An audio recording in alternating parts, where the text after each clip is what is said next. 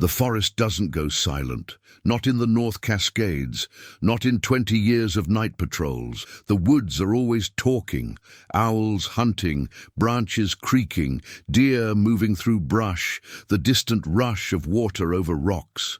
You learn to love it. It becomes part of you. It's company when you're alone on a trail at midnight, 5 miles from the nearest road. But on October 14th, 2019, at exactly 11:47 p.m., everything stopped. No wind, no animals, no water, no sound. Just my breathing, my boots crunching on gravel, and then a voice from somewhere up in the trees. 30 feet up, maybe more. Tom, my name, clear as a bell, calm, almost gentle, the way someone might call you from across a parking lot, except there was no one within 5 miles of me. I was alone on Fletcher Trail, 2 miles from the ranger station, 8 hours away from retirement, and something in those ancient trees knew exactly who I was. Let me tell you how I got there. Let me tell you what 20 years in the backcountry taught me. And let me tell you why I'm breaking a silence I swore I'd never break. My name is Tom Hendricks. I'm 58 years old. I spent 2 decades with the National Park Service in Washington State. Most of that time deep in the backcountry of the North Cascades, one of the most remote, rugged wilderness areas in the lower 48. When I started in 1999, I was 38 years old, fresh off a divorce, looking for a reset. My buddy from the Army told me the Park Service was hiring rangers for backcountry patrol work. Long hours, low pay, lots of time alone. I applied the next day. I got stationed at District 7. That's what we called it. Not the official name, but that's what it said on the maps. A district covering roughly 400 square miles of mountains, old-growth forest, glacial valleys, and alpine lakes. Beautiful country, brutal country. The kind of place that looks like a postcard but will kill you if you're not careful. My first supervisor was a guy named Dale Cunningham. 30 years with the Park Service, knew every trail, every valley, every hidden campsite. On my first day, he sat me down in the ranger station and gave me what he called the real orientation. Tom, you're going to see things out there, hear things, smell things. Most of it you can explain. Black bears, cougars, elk. Weather does weird stuff in the mountains, makes sounds, creates shadows, plays tricks on your eyes. Don't let it get in your head. I nodded. Made sense. Then Dale leaned forward and his voice got quiet. But sometimes you're going to see something you can't explain. Something that doesn't fit. When that happens, you make a choice. You either accept that there are things in these mountains we don't understand, or you drive yourself crazy trying to rationalize it. Most rangers who last out here, they accept it. The ones who don't, they transfer out within a year.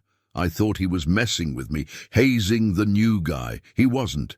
My first 5 years were uneventful. I learned the trails. I learned to read weather. I learned which valleys flooded in spring and which ridges caught the worst lightning in summer. I pulled inexperienced hikers off cliff faces. I dealt with bear encounters. I broke up illegal campsites, standard ranger work. I also learned the unspoken rules. Like how every ranger avoided a certain section of the Palisades Trail after dark. No official reason, no incident reports, just nobody went there at night if they could help it. Or how we never camped alone at the old Henderson Creek site. Again, no official reason. But every veteran ranger would find an excuse to pair up if they had to stay there overnight. And there was the bell tower. An old fire lookout station on a ridge about 12 miles from our main station. It had been decommissioned in the 70s, but the structure was still standing. We were supposed to check on it quarterly, make sure hikers weren't vandalizing it. Nobody ever checked it alone. I asked Dale about it once. We were sitting in the station during a winter storm, waiting for the snow to clear so we could run a supply check. Why doesn't anyone go to the bell tower alone? Dale didn't look up from his coffee. Because the last 3 rangers who did came back wrong. Wrong how? Wrong quiet. Wrong scared. One of them transferred to a desk job in Seattle the next week. The other 2 quit the Park Service entirely. When I asked what happened, they all said the same thing. Something was already there, and it didn't want company. I waited for him to laugh, to say he was kidding. He didn't. "So we go in pairs now," Dale said. "Unspoken rule. You'll learn a lot of those." He was right. In my 6th year, I had my first encounter. It was late August. I was doing a solo patrol along the Northern Ridge Trail, a 12-mile loop that took most of the day. Beautiful hike, tough elevation gain, but the views were worth it. I was about 8 miles in, taking a water break near a glacial tarn, when I heard something moving through the brush below me. Big, heavy, snapping branches. I figured it was a bear, maybe an elk. I stood up, made noise, let it know I was there. The sound stopped. Then I heard something that made my blood run cold. Footsteps, clear, deliberate, bipedal. Something was walking on 2 legs through the forest below me. I moved to the edge of the ridge and looked down. The slope was steep, covered in dense brush and downed timber. I couldn't see anything, but I could hear it. Walking, stopping, walking again. Then it hit me. The smell, thick, musky, animal but not quite animal, like wet dog mixed with something feral, something wild. I stood there for maybe 5 minutes listening, watching, trying to catch a glimpse. I never saw it. But when I hiked back down later, I found tracks, big tracks, pressed deep into the soft ground near the creek. I didn't report it. What was I going to say? I heard something walking on 2 legs and found big footprints. I'd seen enough joke reports from tourists. I wasn't going to be that guy. But I never forgot it. Over the next 14 years, I had maybe a dozen encounters. Most of them were like that first one. Sounds, smells, tracks. A couple of times I saw shadows moving through the trees. Once I heard something scream in the middle of the night. Not a cougar, not an elk. Something else, something that made every hair on my body stand on end. I learned to live with it, learned to accept that there were things in those mountains I didn't understand, just like Dale said. I also learned that I wasn't the only one. Rangers talk, not officially, not in reports. But late at night in the station, or during long patrols when you're paired up with someone you trust, you talk. Everyone had a story. Carla, our night dispatcher, told me she'd heard voices on the radio once. Not hikers, not other rangers. Voices speaking in a language she didn't recognize. Deep voices, guttural. She said it sounded like rocks grinding together. Marcus, a ranger who'd been there even longer than Dale, told me he'd seen one once. A full sighting, 9 feet tall, broad as a truck, walking through a meadow at dawn like it owned the place. He said it stopped, looked directly at him for maybe 10 seconds, then turned and walked into the trees. "Did you report it?" I asked. He laughed. "Hell no. You want to end up on some cryptozoology blog? Get labeled the crazy Bigfoot ranger? No thanks. I saw it. I know what I saw. That's enough." That was the attitude. We all knew, we all saw things, but we didn't talk about it outside the ranger community, because the people who did, they didn't last long. By 2019, I was one of the senior rangers in District 7. Dale had retired. Marcus had transferred to a quieter district down in Oregon. Carla was still running dispatch, and there were a handful of younger rangers who rotated through. But I was one of the old guard, and I was tired. My knees were shot from 20 years of hiking steep trails with a 40-pound pack. My back was worse. I had arthritis in both hands from years of cold-weather patrols, and Linda, my wife of 15 years, had been begging me to retire. We'd bought a cabin near Missoula, Montana. Nice place, quiet. She wanted me to hang up the ranger hat and spend our retirement fishing, maybe doing some part-time work at a hardware store. I finally agreed. October 14th, 2019 was going to be my last shift. I requested the overnight patrol. Sentimental, I guess. I wanted to end my career the same way I started it, alone in the woods, doing the work nobody else wanted to do. Linda thought I was being dramatic. She was probably right, but after 20 years, I figured I'd earned one last quiet patrol before I turned in my badge and drove off into retirement. The plan was simple. hike the Fletcher Trail loop, check the 3 backcountry campsites, radio in at midnight, and be back at the station by dawn. Then I'd pack up my gear, say my goodbyes, and never look back. I should have known better. I should have remembered what Dale told me on my first day. Sometimes you see things you can't explain. I started the patrol at 8 p.m. The sun had already set, but there was still some light in the sky. October in the Cascades. The air was crisp, maybe 40 degrees, with a hint of frost starting to form on the vegetation. I had my usual gear: headlamp, flashlight, radio, bear spray, first aid kit, emergency beacon, GPS, water, and a few protein bars. Standard overnight patrol kit. Carla was on dispatch. She radioed me as I left the station. "Tom, you're really doing this? Your last shift and you're going out alone at night?" I smiled. "Wouldn't have it any other way, Carla. You're sentimental and stubborn, you know that? That's why Linda married me." She laughed. "All right, Ranger. Stay safe out there. Radio check at midnight. Don't make me send search and rescue on your last night." "Copy that. Hendricks out." I started hiking. The first 2 miles were easy, familiar trail. I'd walked it 100 times. The forest was alive with the usual nighttime sounds. Owls calling, branches creaking in the wind, the distant sound of Henderson Creek rushing over rocks. I felt good, peaceful, like I was saying goodbye to an old friend. That feeling lasted until about 9:30 p.m. I was 3 miles into the trail when I noticed the first change. The sounds were muted, not gone, just quieter, like someone had turned down the volume on the forest. I stopped walking, listened. The creek was still there, but it sounded distant, muffled. The owls had stopped calling. The wind was barely moving the branches. I'd been in these woods long enough to know that predators make prey animals go quiet. A cougar moving through the area, or a bear, will cause the smaller creatures to hunker down and stay silent. But this felt different. This felt wrong. I kept walking, but slower now, more alert. By 10 p.m. I reached the first backcountry campsite. It should have been empty.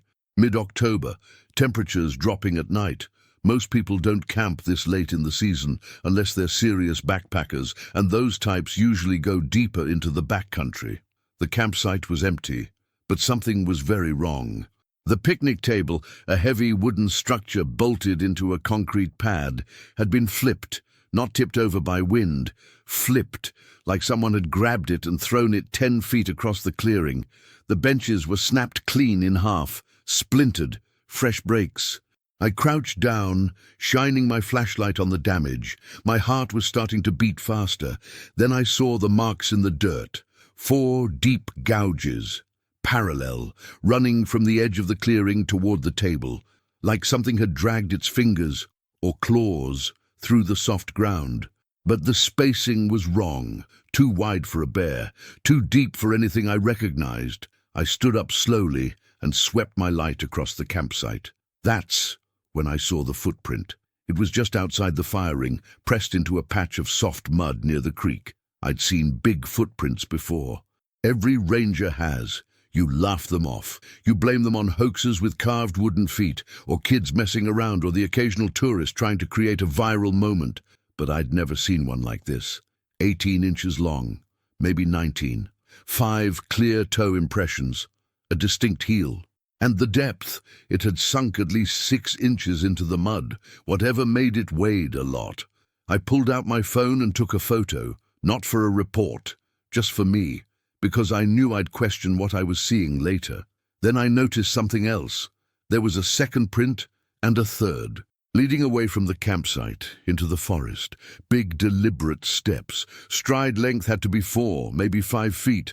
I followed them with my flashlight beam, but they disappeared into the underbrush about 20 feet out.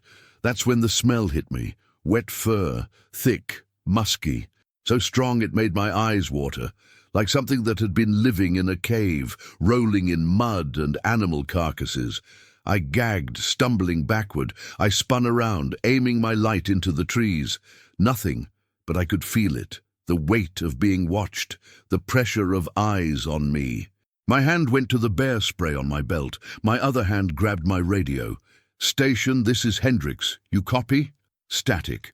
Carla, this is Tom. Radio check. More static. Then her voice, faint and distorted. Tom, you're breaking up. Say again. I'm at campsite 1. I've got this damage here. Picnic table destroyed. Large footprints. Something's not right. Tom, can't you clearly storm interference? The radio cut out completely. I tried again. Nothing. Just dead air. I looked at my phone. No signal. Not unusual out here, but the timing felt wrong. I was alone. I stood there in that campsite for maybe 3 minutes, flashlight sweeping the trees, heart pounding, trying to decide what to do. Every instinct I had was screaming at me to turn around, go back to the station, end the patrol early. But I'd been a ranger for 20 years. I'd dealt with bears, cougars, storms, rock slides. I wasn't going to let some weird tracks and a bad smell scare me off on my last night. Stupid. I know that now. I kept walking. The trail between campsite 1 and campsite 2 is about 1.5 miles. Normally takes maybe 30 minutes. That night it felt like hours. The forest had gone from quiet to silent. Not a single sound except my boots on the trail and my own breathing.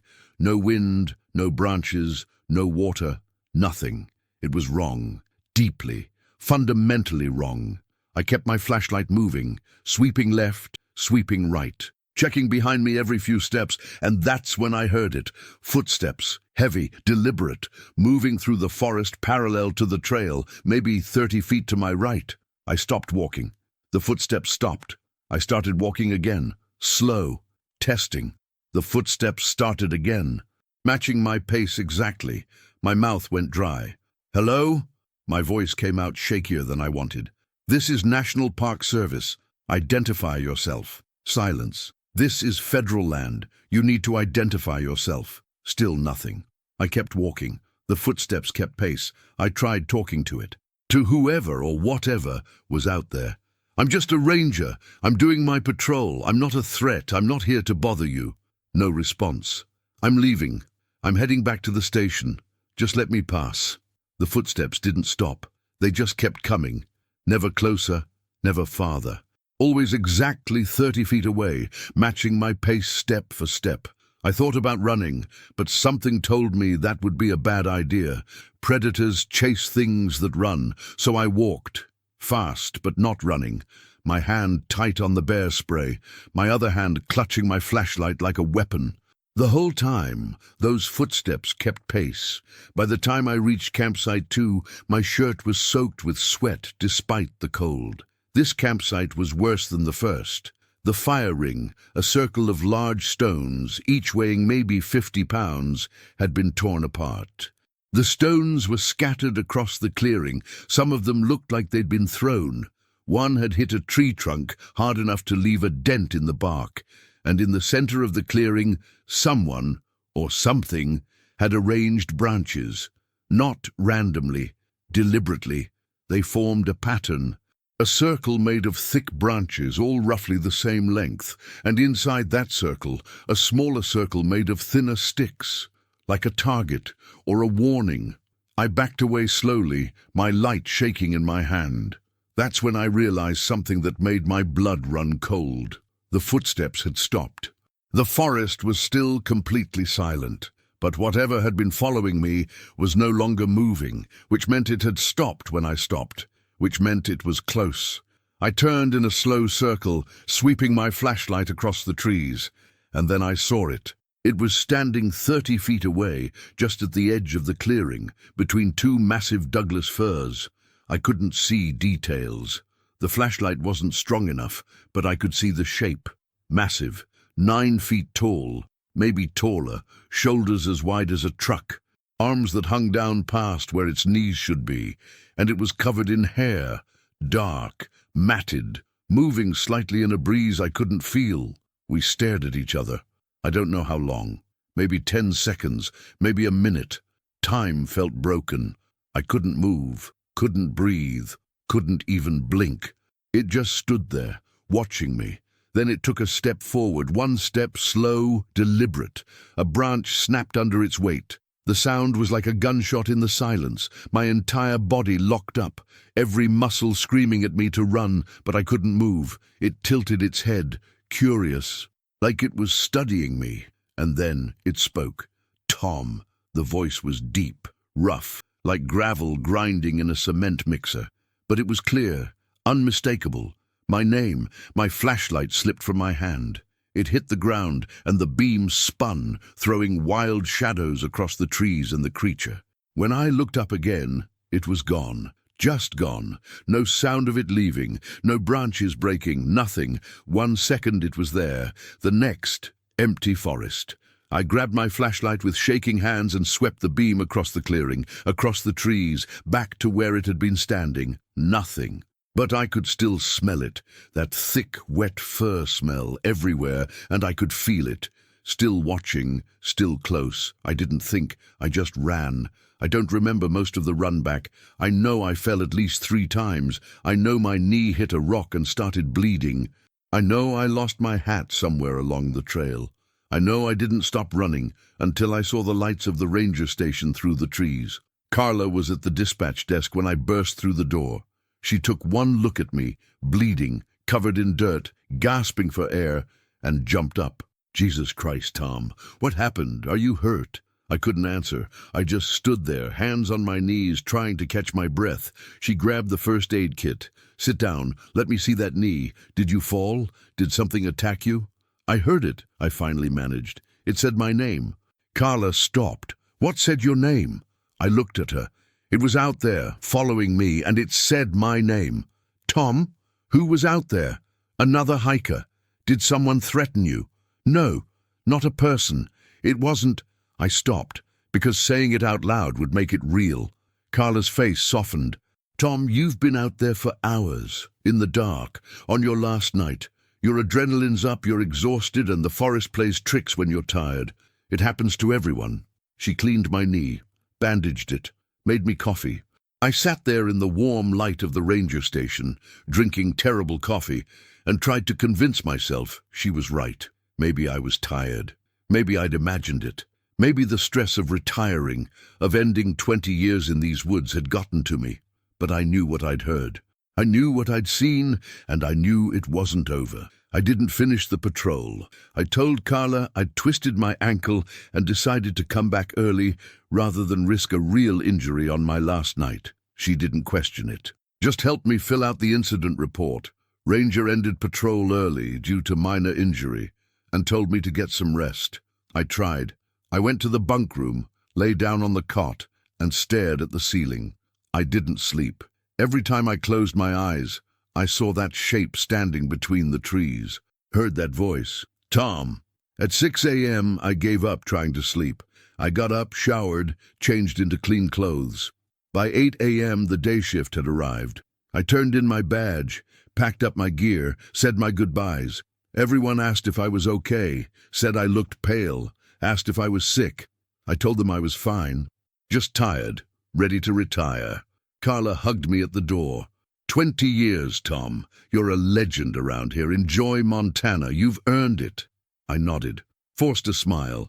Then I got in my truck and drove away from District 7 for the last time. I thought that was the end of it. I was so wrong. Linda and I moved to Montana 2 weeks later. The cabin was perfect. 2 bedrooms, a big porch, half an acre of land backing up to national forest. Quiet, peaceful, exactly what we'd wanted. For the first month, everything was great. I slept through the night. I helped Linda set up the garden. I went fishing. I even started working part-time at the local hardware store. I felt normal again. Then it started. 3 months after we moved, I woke up at 2 a.m. to the sound of something walking on our roof. Heavy footsteps, slow, deliberate, back and forth, back and forth. I lay in bed, frozen, listening. Linda was fast asleep next to me. She didn't hear it, but I did. I grabbed my flashlight and went outside, stood in the driveway in my boxers and boots, aiming my light at the roof. Nothing, but I could still hear it, the footsteps, moving, waiting. I stood there for maybe 10 minutes. Then I went back inside, locked the door, sat in the kitchen until sunrise. The next morning, I found a footprint in the dirt beside our porch. 18 inches long, 5 toes, deep heel impression. The same print I'd seen on Fletcher Trail. I didn't tell Linda. Well, what was I supposed to say? The thing from the forest followed us to Montana, but it happened again the next week, and the week after that.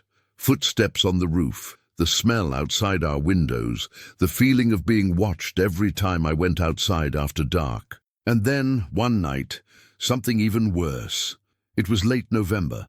I was having trouble sleeping, kept waking up at 2 a.m., listening for the footsteps. So I'd gotten into the habit of going outside for a cigarette when I couldn't sleep. Linda hated that I'd started smoking again, but I didn't know what else to do. That night I was standing in our backyard, leaning against the porch railing, smoking and staring at the tree line. The forest behind our cabin was thick, dense pines and Douglas firs, beautiful during the day, ominous at night. I was about halfway through my cigarette when I heard it. Tom, the same voice, the same tone, deep, rough, calm, coming from the trees. My cigarette fell from my hand. I stood there, frozen, staring into the darkness. Tom. Closer this time, I could see movement in the trees. Something big, shifting between the trunks. I backed toward the house, slow, not taking my eyes off the tree line. Tom. Right at the edge of our property now, maybe 40 feet away. I reached behind me, found the doorknob, yanked it open and stumbled inside. Locked the door, turned off all the lights. I stood there in the dark kitchen, breathing hard, watching the tree line through the window, and I saw it, standing just inside the forest, massive, dark, watching the house, watching me. We stared at each other for what felt like an hour. Then it turned and walked back into the trees, gone. That was 3 weeks ago. I haven't told Linda. I can't. She'd think I was losing my mind. Hell, maybe I am. But it's still happening. The footsteps on the roof, the smell, the feeling of being watched. Last night I found something on our porch, a circle made of small stones, and inside it a smaller circle made of twigs, the same pattern I'd seen at Campsite 2 on Fletcher Trail, a warning or a message. I don't know what it wants. I don't know why it followed me 300 miles. I don't know if it's the same one or if there are more. But I know it's not done with me, and I'm starting to think it never will be. I'm telling you this now because I need someone to know. I need someone to understand that these things are real, that they're out there, that they're intelligent, and that they remember. If you're a ranger, or you work in the backcountry, or you spend time alone in deep wilderness, listen to me. If the forest goes completely silent, get out, immediately. Don't wait, don't investigate, just leave. If you hear your name when you know you're alone, don't answer, don't engage, don't try to make contact. And if you see something standing between the trees, watching you, something that's too tall and too broad and too aware, don't look back, don't run, just walk away calmly and never return to that place. Because once it knows your name, it doesn't forget. Once it decides to follow you, it doesn't stop. I don't know what it wants from me, but every night I stand at my kitchen window and watch the tree line, waiting, because I know it's out there, and I think it's waiting too. If this story gave you chills, if it made you think twice about that camping trip you've been planning, do me a favor. Hit the like button on this video right now. Then drop a comment below and tell me, have you ever been in the woods when everything went completely silent? Have you ever heard something call your name when you knew you were alone? Have you ever felt like something was following you, matching your pace, just out of sight? I read every single comment, and I need to know if this has happened to anyone else. I need to know if I'm the only one. Now here's the important part. If you want to hear the next story, you need to subscribe to this channel. Click that subscribe button. And make sure you turn on the notification bell, because I'm posting a new true encounter tomorrow. A rookie ranger's first week at a fire tower. And trust me, what happened to him makes my story look tame. Don't miss it. Subscribe, hit the bell. I'll see you in the next one. Stay safe out there. And remember, the forest is always listening, even when it's silent.